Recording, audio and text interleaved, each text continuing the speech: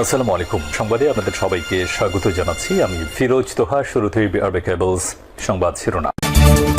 পুরোদমে রাশিয়া ইউক্রেনে যুদ্ধ চলছে, এরই মাঝে আমাদের হাতে চলে এসেছে আন্তর্জাতিক কিছু গুরুত্বপূর্ণ ভয়ঙ্কর সংবাদ। প্রথমে থাকছে রাশিয়া অভ্যন্তরে দূরপাল্লা ক্ষেপণাস্ত্রে হামলা অনুমতি পেল ইউক্রেন। তারপর জানিয়ে দিব ভারত পাকিস্তান পারমাণবিক সংঘাত নিয়ে নতুন বার্তা দিলেন জয়শঙ্কর। এখন জানিয়ে দিব লালমনিরহাট বিমানবন্দর চালুর পরিকল্পনায় শঙ্কিত ভারত। এবং সর্বশেষ জানিয়ে দিব ইসরায়েলকে মোকাবিলার হাত মোলালো ইরান পাকিস্তান। দর্শক, এতক্ষণ শুনছিলেন আন্তর্জাতিক সংবাদ শিরোনাম। এখন শুনবেন বিস্তারিত জানার আগে আপনি যদি আমাদের চ্যানেলে নতুন হয়ে থাকেন তাহলে অবশ্যই চ্যানেলটিকে সাবস্ক্রাইব করবেন। আর ভিডিওটি আপনি কোন জেলা থেকে দেখছেন অবশ্যই কমেন্ট বক্সে লিখে যাবেন। এখন বিস্তারিত। রাশিয়া অভ্যন্তরে দূরপাল্লা ক্ষেপণাস্ত্র হামলার অনুমতি পেল ইউক্রেন।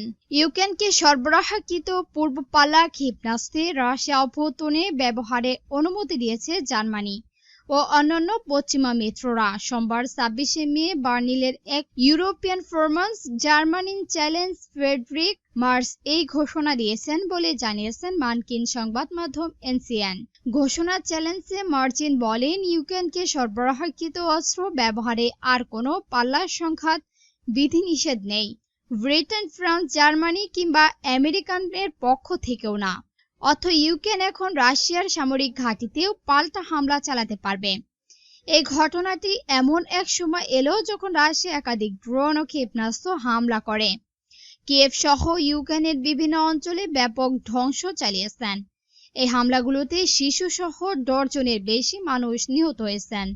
ফ্রেডরিক মার্স জার্মানি নতুন চ্যান্সেলর হিসেবে ওলাফ স্কলসের জায়গা কয়েক সপ্তাহ হয়েছে দায়িত্ব পালন করছেন। তবে জার্মানি ইউক্রেনকে স্বজন শক্তিশালী ডাউরাস ক্ষেপণাস্ত্র ব্যবহার করবেন কিনা তা স্পষ্ট নন বলেন মার্জান। যুক্তরাষ্ট্র অবশ্যই গত বছর নভেম্বরে এই বিধিনিষেধ তুলে দিয়েছেন। সাবেক প্রেসিডেন্ট জো বাইডেন ইউক্রেনকে দীর্ঘপাল্লা ক্ষেপণাস্ত্র ব্যবহারের অনুমতি দেন, যদিও এই সিদ্ধান্ত নিতে তাদের কয়েক মাস সময় লেগেছিল। রাশিয়া পূর্ব থেকেই হুঁশিয়ারি দিয়ে আসছে, যদি পশ্চিম অস্ত্র রাশিয়ার মাটিতে ব্যবহৃত হয় তাহলে সেটিকে ন্যাটোর সঙ্গে সরাসরি যুদ্ধ হিসাবে বিবেচনা করবে মস্কো। এমনকি পারমাণবিক অস্ত্র ব্যবহারেও ইঙ্গিত দিয়েছেন প্রেসিডেন্ট ভ্লাদিমির পুতিন। রাশিয়ার বার্তা সংস্থা তাস জানান, ক্রেমলিনের মুখপাত্র মিত্রি পেসকোভ এই সিদ্ধান্তকে অন্তত বিপজ্জনক বলে আখ্যায়িত করেছেন। ভারত পাকিস্তান পারমাণবিক সংঘাত নিয়ে নতুন বার্তা দিলেন জয়শঙ্কর। সম্পর্কিত উত্তেজনায় ভারত পাকিস্তানের পারমাণবিক সংঘাত থেকে অনেক দূরে ছিল বলেই মন্তব্য করেছেন ভারতের পররাষ্ট্রমন্ত্রী এস জয়শঙ্কর। জার্মানি একটি সংবাদপত্রকে দেওয়া এক সাক্ষাৎকারে তিনি এমন মন্তব্য করেছেন। তিনি বলেছেন, ভারত শুধু পাকিস্তানের সন্ত্রাসী অবকাঠামো টার্গেট করে হামলা চালিয়েছে বলে দাবি করেছেন জয়শঙ্কর। সদ্য সম্প্রাপ্ত জার্মানি সফরের সময় ফেসকোফল অনলেগেল যে সংবাদপত্রের সাথে এক সাক্ষাৎকারে জয়শঙ্কর বলেছেন, পাকিস্তান সন্ত্রাসীবাদ একটি খুবই উন্মুক্ত বিষয়। দুই দেশের মধ্যে সংঘাতের ফলে পারমাণবিক সমস্যা তৈরি হওয়ার কাহিনী সন্ত্রাসীবাদীদের মতো ভয়ঙ্কর কার্যকলাপে উৎসাহিত করে। ভারতের সরকারি বার্তা সংস্থা পিটিআই এই খবর জানিয়েছেন। সাক্ষাৎকার তাকে জিজ্ঞাসা করা হয়, ভারত ও পাকিস্তানের পারমাণু সংঘাতে কতটা কাছাকাছি ছিল। এমন প্রশ্নের জবাবে তিনি বলেছেন, খুব দূরে। আমাদের টার্গেট ছিল সন্ত্রাসী অবকাঠামো খুব পারমাণবিক করে সমাধানের সাথে এবং উত্তেজনা বৃদ্ধি না করার পদক্ষেপ ছিল। জয়শঙ্কর গত সপ্তাহে নেদারল্যান্ড, ডেনমার্ক এবং জার্মানি সফরে গিয়ে পাকিস্তানের সন্ত্রাসী স্থাপনগুলো ভারতের হামলা সম্পর্কে আলোচনাকারীদের ব্রিফিং করেছিলেন। তিনি বলেছিলেন, কোনো পর্যায়ে পরমাণু শস্ত্রে পৌঁছানো হয়নি।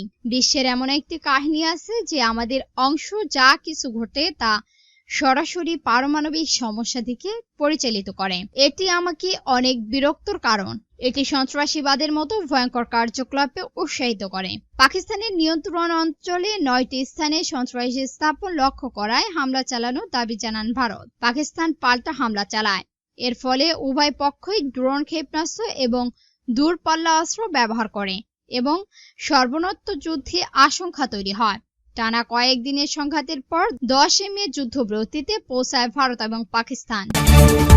লালমনিরহাট বিমানবন্দর চালুর পরিকল্পনায় শঙ্কিত ভারত। প্রায় ৪৫ বছর ধরে পরিত্যক্ত লালমনিরহাট বিমানবন্দরটিতে পুনরায় চালুর পরিকল্পনার আশঙ্কিত ভারত। দেশটির দাবি চীনের সাহায্য আবার চালু করা হচ্ছে এটি। ভারতীয় গণমাধ্যম এনটিভির এক প্রতিবেদনে বলা হয়েছে, বিমানবন্দরটিতে ভারতের সীমানার খুব কাছাকাছি, মাত্র ২০ কিলোমিটার দূরে। এটি ভারতের শিলিগুড়ি কর্ডিয়ালের কাছাকাছি, যাকে চিনকেন নেক বলা হয়। এনটিভির প্রতিবেদনে বলা হয়েছে, গত বছর আগস্ট বাংলাদেশের প্রধানমন্ত্রী শেখ হাসিনা ক্ষমতাচ্যুত হন। তার পরিবর্তনে নতুন সরকার এসেছেন, যারা ভারতের সঙ্গে তেমন ঘনিষ্ঠ নয়, এবং চীন ও পাকিস্তানের সঙ্গে যোগাযোগ বাড়ছে। অতএব চীনের সাহায্য বাংলাদেশের এই বিমানবন্দর সংঘাত ভারতের জন্য উদ্বেগের কারণ। এতে আরো জানানো হয়, লালমনিরহাট বিমানবন্দর চালুর পাল্টা ব্যবস্থা হিসেবে ত্রিপুরা কায়সালার বিমানবন্দর চালু করবে ভারত। ১৯৯০ সালের এ দশক বন্ধ হয়ে যাওয়ায় এটি ১৯৭১ সালে যুদ্ধের একটি গুরুত্বপূর্ণ ভূমিকা রেখেছিলেন।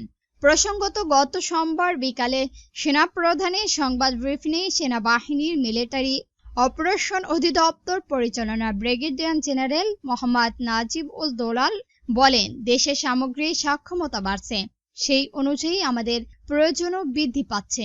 লালমনিরহাট বিমানবন্দরটি দীর্ঘদিন অবরুদ্ধ থাকলেও প্রয়োজনীয়তার ভিত্তিতে এটি নতুন করে সচল করা হচ্ছে। তিনি জানান, বিমানবন্দরটি প্রতিনিধি ও কার্যক্রম সম্প্রসারণ করা হবে এবং সেখানে নতুন অবকাঠামো গড়ে তোলা হচ্ছে। তিনি আরো বলেন, আপনারা জানেন, এই এলাকায় একটি এয়ারফোর্স বিশ্ববিদ্যালয় স্থাপন করা হচ্ছে। এভিয়েশন খাতে সম্প্রসারণের অংশ হিসেবে এই বিমানবন্দরকে কাজে লাগানো হবে। এটি একটি জাতীয় সম্পদ এবং দেশের প্রয়োজনে এর যথাযথ ব্যবহার নিশ্চিত করা হবে। ইসরায়েলকে মোকাবিলার হাত মোলালো ইরান ও পাকিস্তান। চলিত বছরের শুরুতে পাকিস্তানের বেলুচিঙ্গার হামলা চালায় ইরান। সন্ত্রাসী স্থান লক্ষ্য করে হামলা চালানোর দাবি করে তেহরান। এ ঘটনার পর দুই দেশের মধ্যে উত্তেজনা শুরু হয়। কূটনৈতিক সম্পর্ক ছিন্নে হুঁশিয়ারি আসে উভয় পক্ষ থেকেই। তবে সম্পর্কিত ভারত পাকিস্তান দ্বন্দ্বীয় সময় দুপক্ষের মধ্যে সমঝোতার বিষয়ে এগিয়ে আসে ইরান। এবার তেহরান সফরে গিয়ে নতুন সূচনার ইঙ্গিত দিয়েছেন পাকিস্তানের প্রধানমন্ত্রী। তেহরান সফরে গিয়ে প্রথম দেশটির প্রেসিডেন্টের সঙ্গে সাক্ষাৎ করেন শাহবাজ শরীফ। বৈঠক শেষে এই যৌথ সংবাদ সম্মেলনে তিনি জানান, ইরানের শান্তিপূর্ণ পারমাণবিক কর্মসূচিতে পূর্ণ সমর্থন দেবে পাকিস্তান।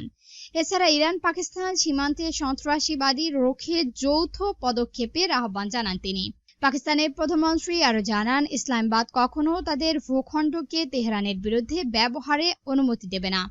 সংবাদ সম্মেলনে ইরানের প্রেসিডেন্ট বলেন, গাজা চলমান গণহত্যা বন্ধ, পশ্চিমা বিশ্বের নির্লজ্জ নিরাপত্তার বিরুদ্ধে এবং ফিলিস্তিনি জনগণের পক্ষে পাকিস্তান ও ইরান ঐক্যবদ্ধ। এরপর ইরানের সর্বোচ্চ নেতা আয়াতুল্লাহ খামেনির সঙ্গে বৈঠক করেন ইসলামের পাকিস্তানের প্রধানমন্ত্রী। বলেন, পাকিস্তান মুসলিম বিশ্বের মধ্যে ইসরায়েল বিরোধীর অবস্থানে অবিচলিত ছিল।